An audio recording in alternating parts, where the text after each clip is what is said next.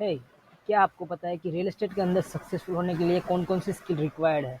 तो आज हम इसी के बारे में बात करें कि रियल एस्टेट के अंदर कौन कौन सी स्किल हमें एक्वायर करनी चाहिए जिससे हम सक्सेसफुल रियल एस्टेट बिजनेस को रन कर सकते हैं।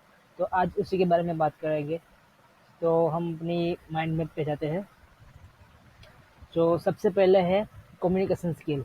कम्युनिकेशन स्किल एक ऐसी स्किल है जैसे कि लोगों के साथ कम्युनिकेट करना। जैसे कि आपका कस्टमर है, आपका क्लाइंट है, तो आप किस तरीके से उसके साथ बात करते हो, किस तरीके से आप उसके साथ अपना रिलेशनशिप बिल्ड करते हो, तो आप किस तरीके से बोलते हो, तो वो सारा कुछ मैटर करता है।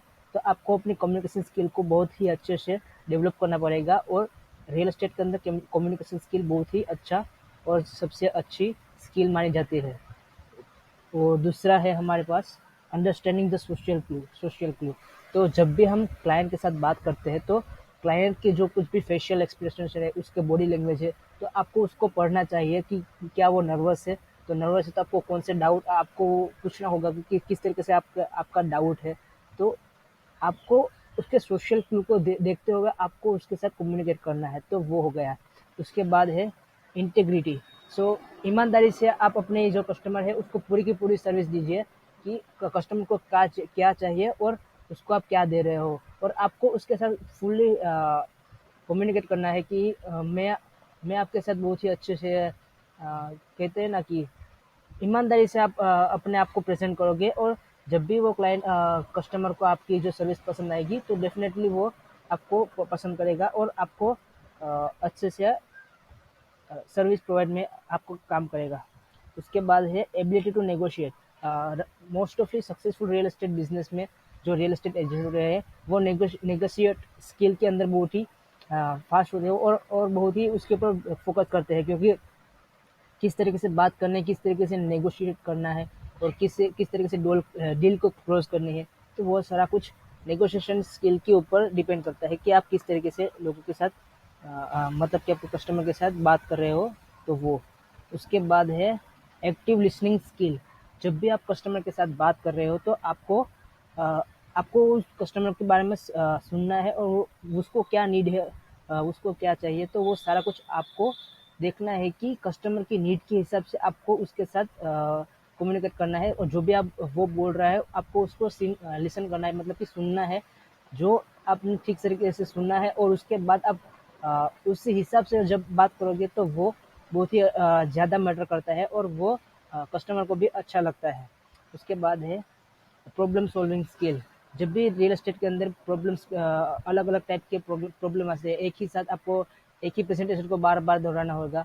तो आपको प्रॉब्लम सॉल्विंग स्किल होनी चाहिए कि जब भी आप किसी भी डील को क्लोज करने वाले हो या फिर अलग कुछ काम होता हो तो आपको प्रॉब्लम सॉल्विंग की स्किल आनी ज़रूरी है। उसके बाद है टेक्निकल स्किल। टेक्निकल स्किल के अंदर हम बात करेंगे थी कि आपको क्लाइंट को एजुकेट करना है कि जैसे कि हम सोशल मीडिया का यूज़ करते हैं तो सोशल मीडिया के अंदर आपको अपनी प्रेजेंस बनानी है और अपनी जो स्किल है वो लोगों के सामने, मतलब कि जो आपके कस्टमर है, आपके जो ऑडियंस है, उसके सामने आपको अपनी स्किल को दिखानी पड़ेगी कि मैं इस तरीके से आपके साथ काम कर रहा हूँ। तो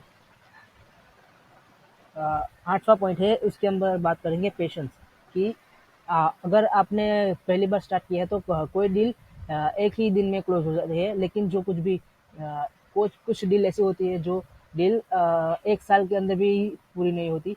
तो आपको पेशेंस रखना पड़ेगा और आपकी जो लीड है उसको नर्चर करना पड़ेगा कि आखिर में क्या उस क्लाइंट को चाहिए क्या। उसी हिसाब से